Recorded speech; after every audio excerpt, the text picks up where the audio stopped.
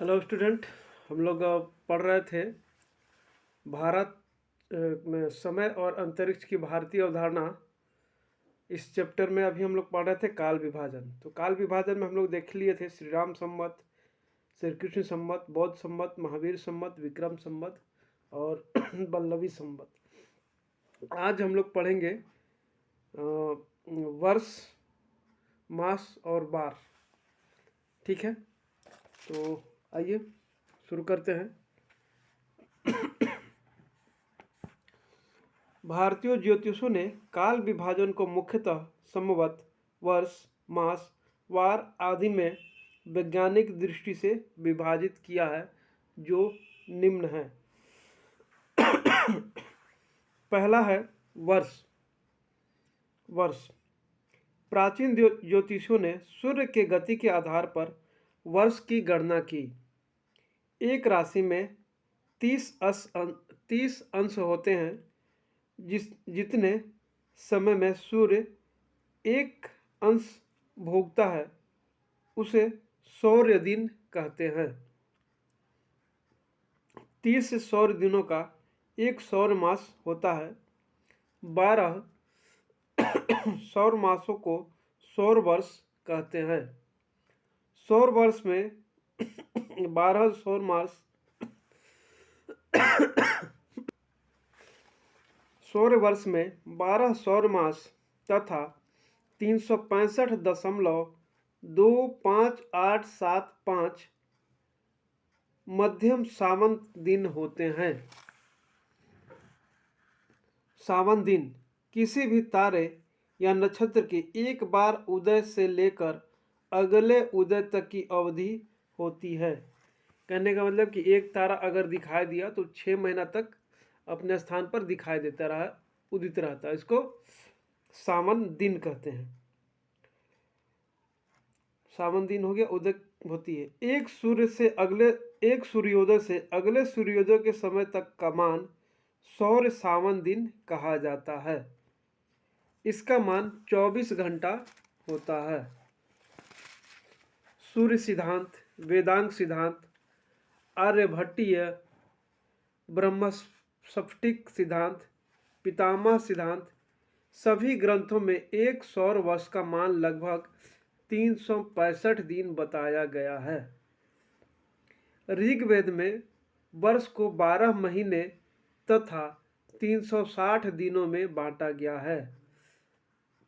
ऋग्वेद के 5वें मंडल में चंद्र ग्रहण और सूर्य ग्रहण का उल्लेख प्राप्त होता है,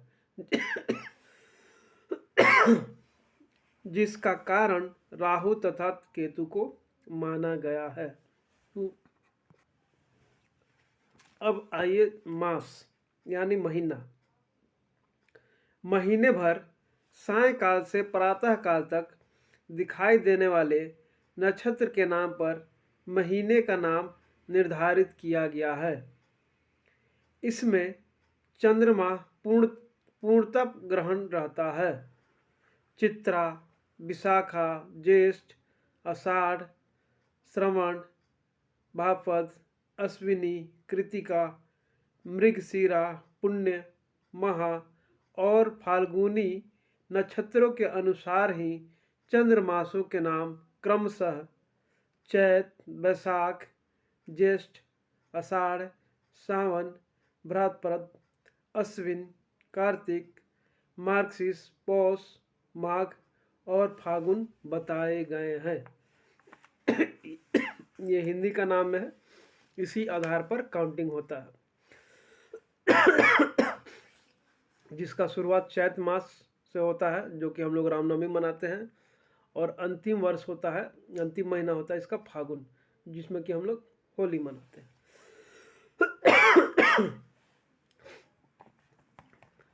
तैत्तरीय संहिता में 12 महीने के नामों का उल्लेख मिलता है। वैदिक साहित्य में ऋतुओं को भी जानकारी मिलती है। बसंत ऋतु से शुरू करके ग्रीष्म, शरद, हेमंत तथा फिर शिशिर ऋतु का उल्लेख मिलता है। तीसरा है बार। एक सूर्योदय से दूसरे सूर्योदय तक के काल को अहोरात्र कहा जाता है। एक सूर्योदय से दूसरे सूर्योदय तक के काल को अहोरात्र कहा जाता है। इसमें 24 होरा होते हैं। इसमें 24 होरा होते हैं। पहले कहा जाता था ना कितना पहर हुआ, तो उसी को इसमें डिवाइड किया गया है। 8 पहर का दिन और 8 पहर का रात होता है, यानी कि 16 पहर। तो इसको उसी हिसाब से डिवाइड किया गया है। इसमें 16 होरा होते हैं, जिसका प्रथम भाग दिन और द्वितीय भाग रात्रि कहलाता है। प्रत्येक होरा का स्वामी होता है। इनका क्रम है सूर्य, शुक्र, बुध, चंद्र, शनि, गुरु एवं मंगल। जिस ग्रह की पहली होरा होती है उस दिन का नाम उसी ग्रह पर रखा जाता है। सौर मंडल में चूंकि सूर्य को केंद्र माना गया है, इसलिए पहला होरा सूर्य की है। इसलिए सप्ताह का पहला दिन रविवार होता है। चूंकि सूर्य का एक नाम रवि है, इसलिए रविवार। सूर्य की गणना 24 होरा को क्रमानुसार गिना जाए तो 24वें होरा बुध की होगी तथा 25वां होरा चंद्रमा का होगा। इसलिए दूसरा वार सोमवार कहलाता है। चंद्रमा का एक नाम सोम होता है ना। सोमनाथ भगवान का भी आप लोग नाम सुने होंगे, जो कि गुजरात में है। सोम चूँकि उस शंकर जी का मंदिर का स्थापना चंद्रमा के माध्यम से होता है, इसलिए उसको उन्हीं के नाम पर सोमनाथ कहते हैं। तो यहाँ पर सोमवार। उसी प्रकार तीसरा दिन पहली होरा मंगल की, चौथा दिन बुध की, पांचवें दिन गुरु की, छठे दिन शुक्र की तथा सातवां दिन पहली होरा शनि की होती है। इसी आधार पर वारों के नाम निर्धारित किए गए हैं। अब आइए पृथ्वी का आकार। पृथ्वी का आकार। वेदों और पुराणों में पृथ्वी शब्द का व्यापक रूप से प्रयोग किया गया है। वैदिक काल के ग्रंथों में पृथ्वी के आकार को लेकर विभिन्न विद्वानों में विभिन्न मत हैं, परंतु समस्त ग्रहों में पृथ्वी सौर मंडल का केंद्र है, इस तथ्य को स्वीकार किया गया है।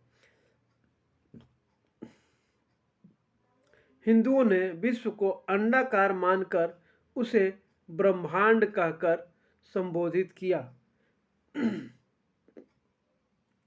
पृथ्वी के संबंध में सभी धर्मों ने कल्पना की और इसे चौरस माना, किंतु ईसा की प्रारंभिक सदी में भारतीय ज्योतिषियों ने इसे गलत सिद्ध किया।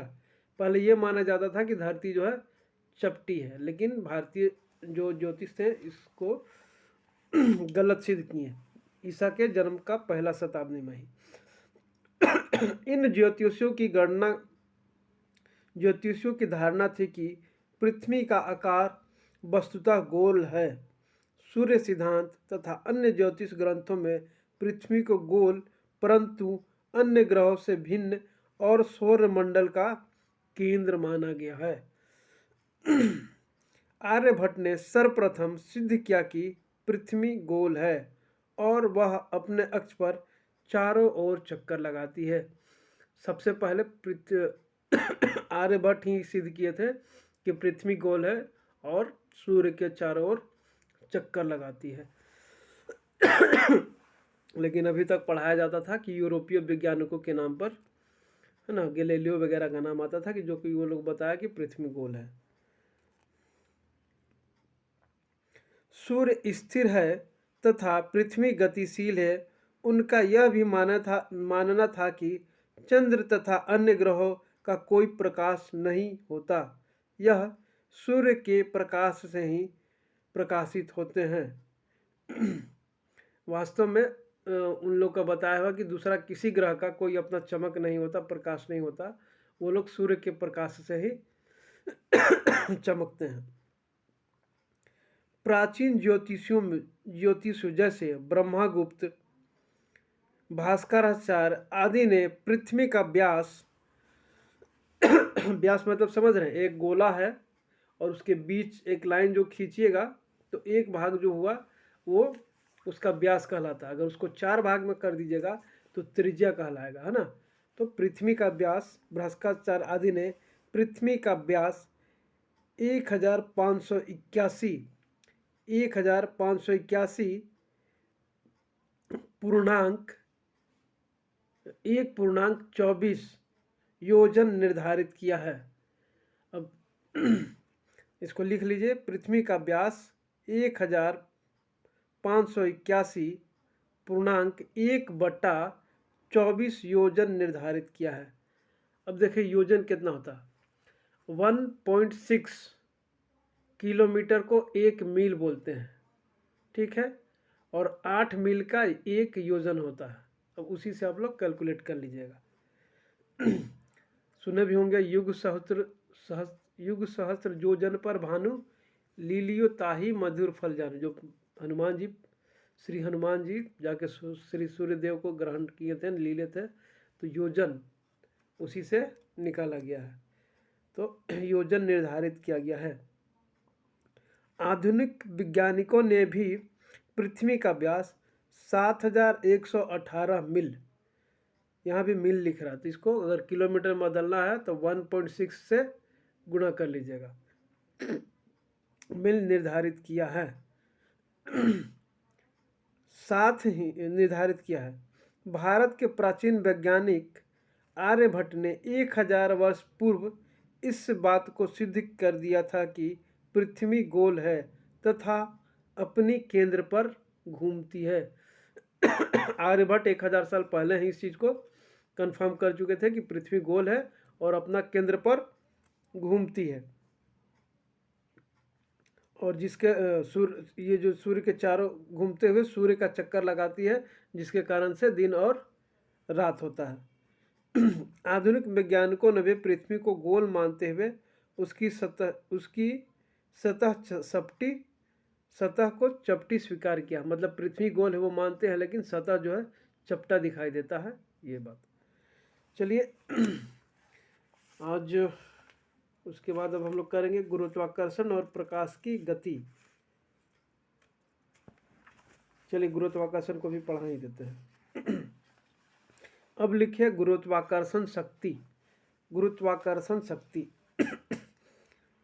पृथ्वी और सूर्य संपूर्ण ब्रह्मांड का केंद्र माने जाते हैं। पृथ्वी का गुरुत्वाकर्षण सिद्धांत की खोज ब्रिटेन के न्यूटन द्वारा 1687 ईस्वी में की गई थी। उनके अनुसार पृथ्वी के सभी वस्तुएं पृथ्वी के आकर्षण के कारण नीचे की ओर गिरते हैं। न्यूटन की इस खोज ने आधुनिक जगत को एक नया दृष्टिकोण प्रदान किया।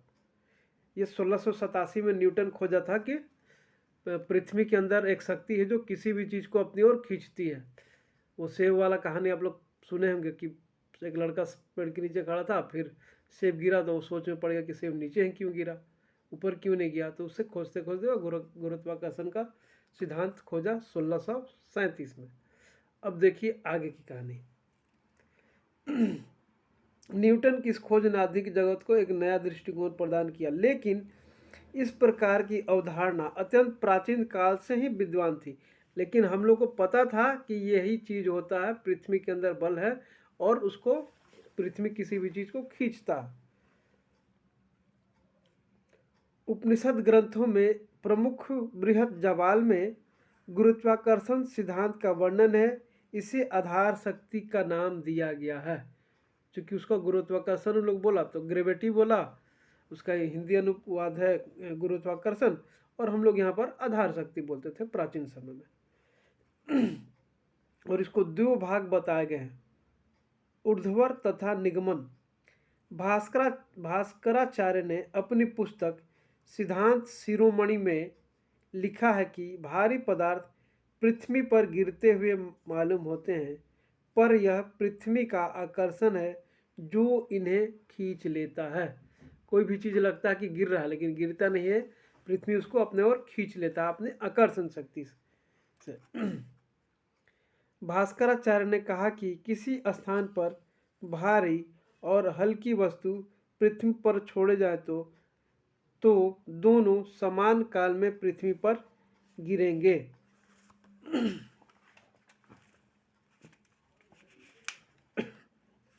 हो गया। अब आइए प्रकाश की गति, क्योंकि कल का क्लास में इसको खत्म ही कर देंगे। प्रकाश की गति हमारी आकाशगंगा में स्थित सूर्य, चंद्रमा तथा तारे पृथ्वी से लाखों किलोमीटर दूरी पर हैं। पृथ्वी और सूर्य के बीच बहुत अधिक दूरी होने से प्रकाश को पृथ्वी तक आने वाले समय को प्रकाश की गति कहते हैं। मतलब जितना दूर समय में सूर्य का एक गति पहुंचता है उसको प्रकाश की गति कहते हैं। ऋग्वेद के अनुसार सूर्य के किरणें अति शीघ्र ही विश्व में व्याप्त हो जाती हैं। प्रकाश की गति 1,66,000 मील 1,01,86,000 मील प्रति सेकंड आंकी गई। अब किलोमीटर में बदलना है तो इसको 1.6 से मल्टीप्लाई कर लीजिएगा, प्रति सेकंड आंकी गई। इसके अनुसार यदि कोई प्रकाश 1,86,000 मील पर उत्पन्न होती है तो उसे धरती पर आने में 1 सेकेंड का समय लगेगा। सोच लीजिए कितना प्रकाश का गति जो है सबसे तेज है और 1 सेकेंड में 1,86,000 मील की दूरी वो तय कर लेती है। चलिए आज भर का क्लास हम लोग यहीं पर स्थापित करते हैं। कल इस चैप्टर को ख़त्म करके क्वेश्चन आंसर पे ध्यान दिया जाएगा। Okay then, good bye.